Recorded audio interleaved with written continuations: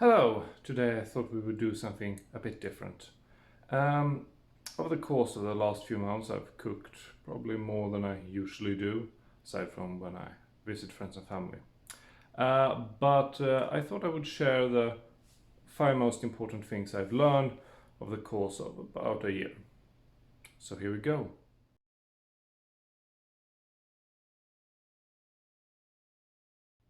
I can't stress how useful it is to know how to caramelize onions properly. You can use it in a lot of things like stews, soups, sauces, other things beginning with S. And I've used it quite a lot, especially the past year. And all you really need to do is to carve up the onion, put it in a pot and leave it there for an hour, maybe a bit longer. And then just pour in a bit of white wine and let it absorb, and it's done.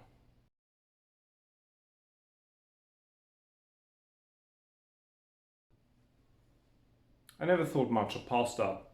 It was always one of those cheap meal items that you bought, boiled, served with some sausage, and that was it. But I've learned from having made, among other things, cacio e pepe, that you really need a bit of technique to it in order to really make good pasta.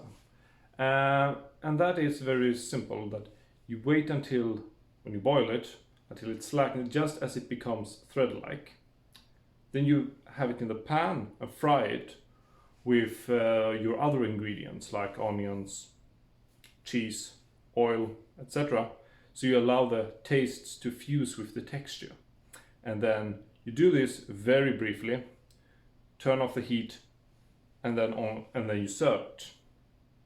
And it's incredibly useful, and you can do quite a lot of things with it. It's very flexible.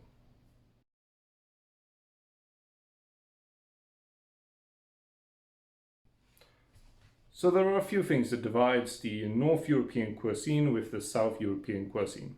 And one of those is oil versus cream. And when you look at sauce and dressing, this becomes very apparent. The South uses a lot more dressing than we do. We use a lot more sauce. The reason being that this used to be a very cold landscape, and we needed a lot of protein, so of course we're going to have sauce on everything just to get additional proteins.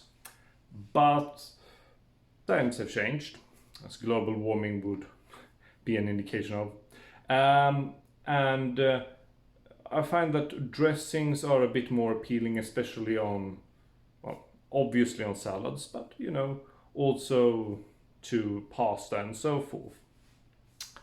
And it's very easy to make. It's generally just 50% oil and 50% of whatever else you want to use.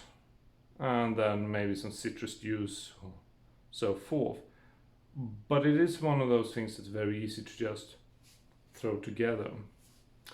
So I have become a lot more accustomed to using it. And it often means that the meals are a little bit less overfilling. You don't feel like you can't eat anymore. It just feels like just enough, and it doesn't overpower the main course. Sauces have a tendency of becoming the main course, which really isn't what it's supposed to be. And for that, I think dressings are often more useful.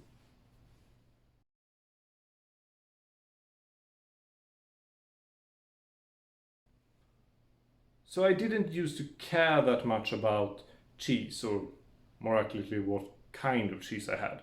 Cheese was cheese. It might be Parmigiano, but it might also be some store brand crap that might have been anything. But having now used pecorino among other things, and Gruyere and so forth in cooking, I've learned that sometimes, especially with pecorino, it's a good thing to pay attention to what the cheese is like. Pecorino is incredibly salty, whereas Parmesan is incredibly mild. and if you shouldn't blend it with another kind. The typical example, of course, being 50% Parmigiano, 50% Pecorino. You get a bit of the salt, but it's sort of evened out. And I think that's been a bit of an eye-opener for when I do the more cheesy recipes.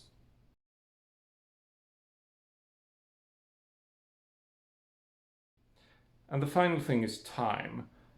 A lot of recipes do very accurately represent the amount of time it takes to cook something, but quite a few of them are a bit misleading, especially when it comes to boiling or putting something in a pot and it's meat. Like a lot of the finer meats, or wild meats, game meats that is, require a long time to cook. They might take 3 to 5 hours, and then you have a recipe that says, oh, it will just take 1 hour. It will not be good after 1 hour, or even 2. You need to have a lot of patience.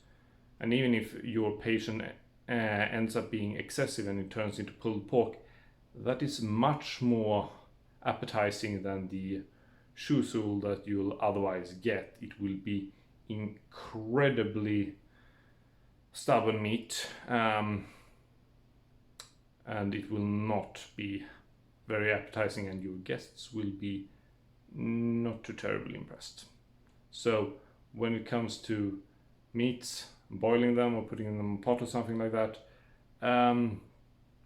if it is like an hour or 2 that it says, give it the double, just to be safe. So, and that's 5 things that I've learned throughout the year. Since I've gotten a job, it's been a bit harder to keep up with regular updates, but I try to do it once a week still. Next time I'll be making some cooked cream, or as it's called in Italian, panna cotta. Until then, please comment, like and subscribe, and ring the bell for notifications. Have a great day.